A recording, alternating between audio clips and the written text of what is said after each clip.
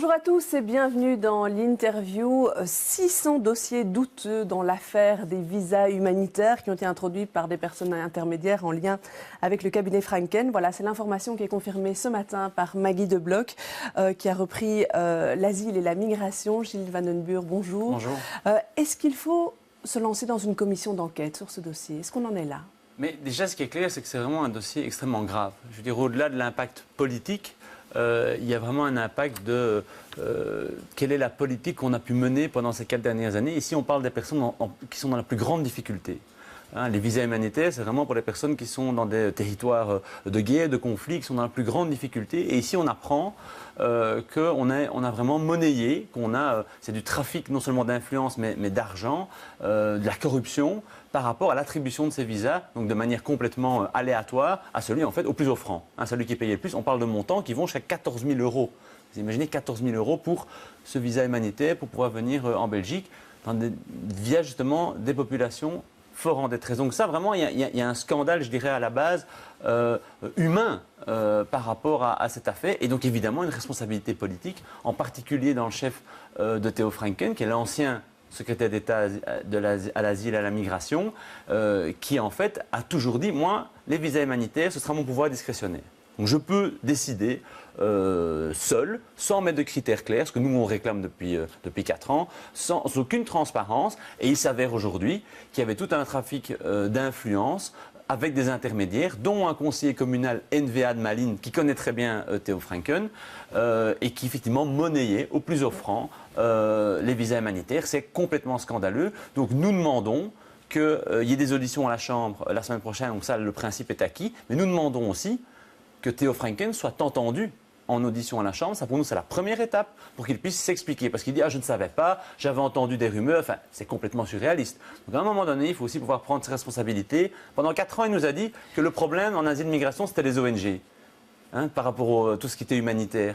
Aujourd'hui, on se rend compte que pendant ce temps-là, il y avait des gens de son cabinet et des intermédiaires qui monnayaient des visas humanitaires en Syrie, au Liban. C'est vraiment proprement scandaleux. Ils doivent venir s'expliquer. Donc on parle de 6-7 personnes qui sont suspectées d'avoir demandé ces milliers d'euros pour intercéder pour les visas. Est-ce qu'on connaît leur relation vraiment avec le cabinet à ce stade? Alors à ce stade, on ne le sait pas. Ce qu'on sait, c'est qu'une de ces 6 personnes, c'est un conseiller communal NVA de Malines et qui... on voit sur les réseaux sociaux toute une série de photos, de vidéos où il est en train de discuter, de faire des photos, des selfies avec Theo Franken, avec un diamant, donc ils se connaissent. Est-ce que Theo Franken était au courant de tout ce qu'il faisait comme activité complètement illégale? Parce que ça, c'est avéré. Donc ce monsieur maintenant est officiellement mis en examen. Ce monsieur, oui, il nie, mais c'est son droit évidemment, et la justice doit faire son travail. Mais maintenant, ce qui est important de savoir, c'est politiquement, il y a une responsabilité de Theo Franken. Theo Franken ou tout le gouvernement? Mais est-ce qu'il y a aussi une responsabilité, je dirais en termes légal? Est-ce qu'il a fait quelque chose d'illégal ou pas? Ça, il faudra le trancher. Et pour moi, effectivement, c'est quand même étonnant de voir aujourd'hui des vice-premiers ministres, Alexander De Croo, Didier Reynders, qui disent oui, c'est tout à fait, il faut faire la lumière sur ce trafic. C'est vrai qu'on se demande ce qu'ils ont fait pendant 4 ans pour ne pas être au courant de cette affaire qui, de nouveau, je répète, j'insiste, est vraiment grave. Ouais. Alors, en arrière-fond de tout ça, il y a la logique de la délivrance de ces visas humanitaires. On en a délivré 2174 en 2018, dont 1538 à des Syriens. Et en fait, ces visas-là, ça se fait... c'est plutôt une faveur et pas vraiment un droit, parce qu'il n'y a pas de critères objectifs. Maggie De Block dit qu'il ne faut pas revoir ce système-là, parce que ça peut être un outil pour sauver des personnes qui en ont vraiment besoin.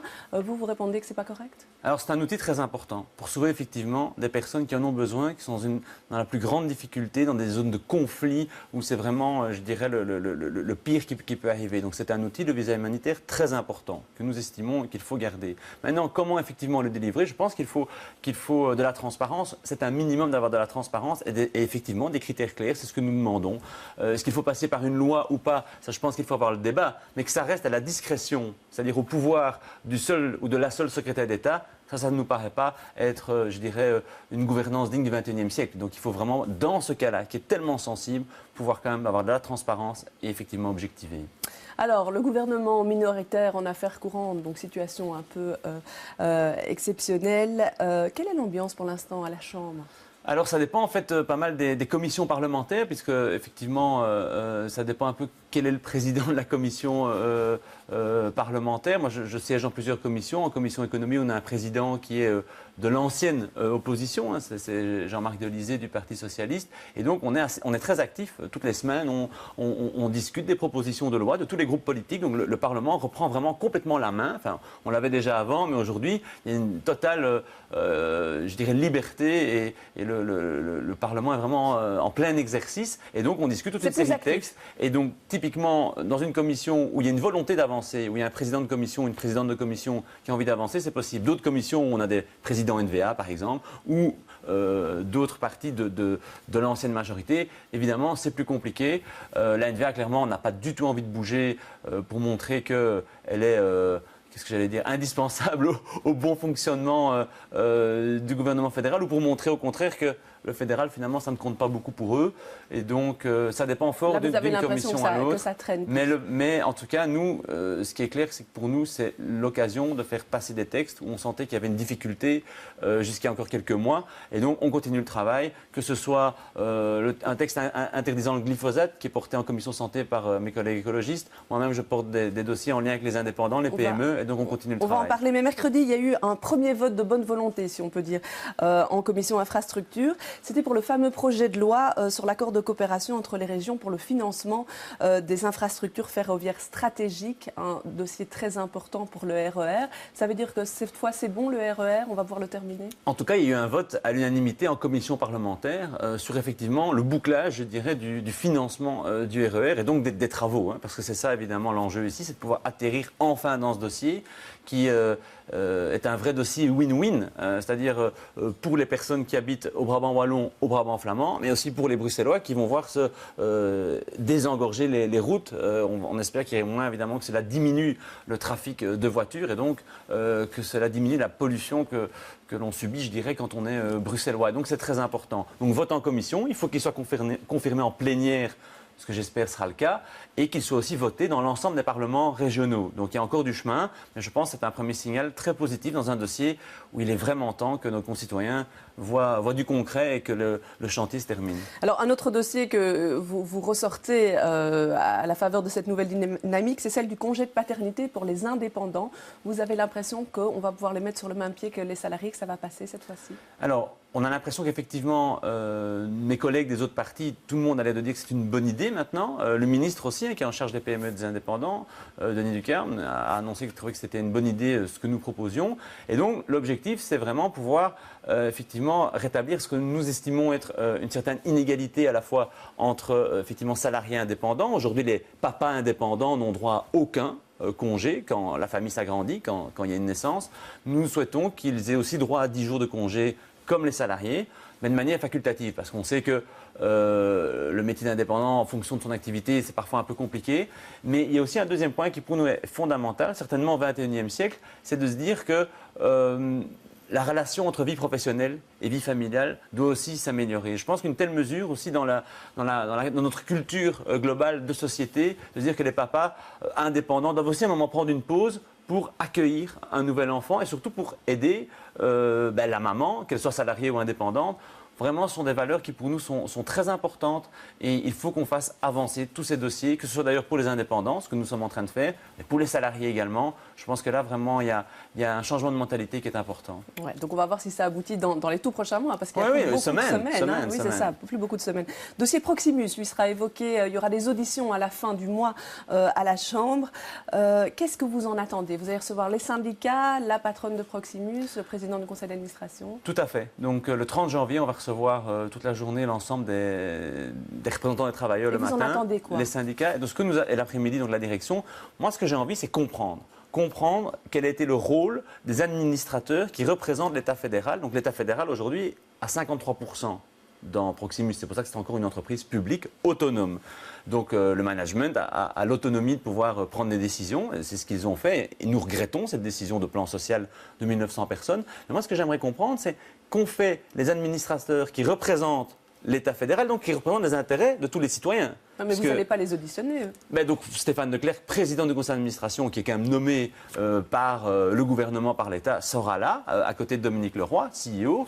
Et donc moi, j'aurais aimé d'ailleurs que plus d'administrateurs soient également convoqués, parce qu'il y a plusieurs administrateurs qui représentent l'État. Mais qu'ont-ils fait? Est-ce qu'ils ont simplement pris acte de ce plan social? Est-ce qu'ils ont essayé de proposer autre chose?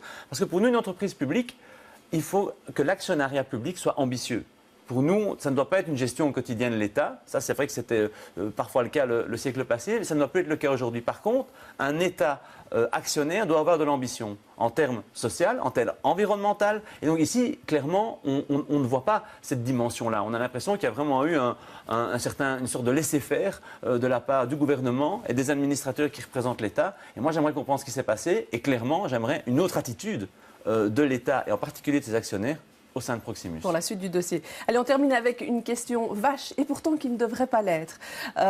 Vous serez deuxième de liste à la Chambre pour les élections au mois de mai. Oui. Alors, élu, est-ce que vous siégerez? Je vous propose 3 possibilités de réponse. Oui, il faut siéger là où on se présente. Deuxième réponse, non, je rêve d'un poste ailleurs.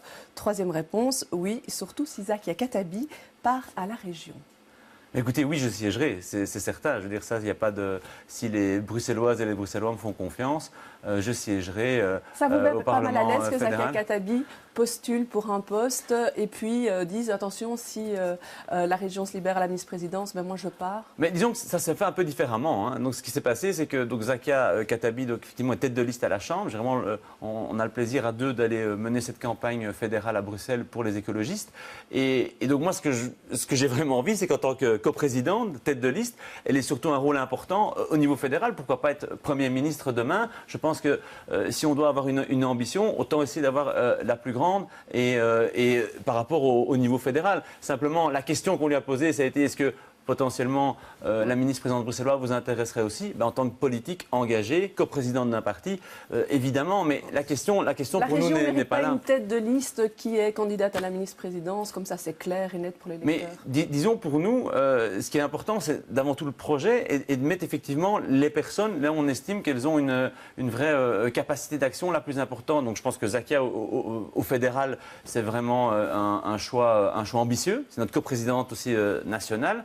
Et maintenant qu'elles se disent intéressées par ce qui se passe à Bruxelles, ça me paraît quand même être la moindre des choses. Donc je pense qu'ici, on lui prête en fait, je pense que ce sont plus les citoyens ou le monde médiatique qui disent tiens, ça serait intéressant qu'on vous voit ministre-président. Donc je pense que c'est plutôt une marque de confiance. Mais moi, j'ai dit, mais pourquoi pas qu'elle soit candidate ministre ou Premier ministre au niveau fédéral? Ça sera encore, je dirais, encore plus ambitieux de notre part. Ce qui compte pour nous, c'est le projet, c'est convaincre les Bruxelloises et les Bruxellois. Et après, je pense qu'on parlera des personnes. Mais à ce stade, soyons surtout avec un projet ambitieux pour Bruxelles.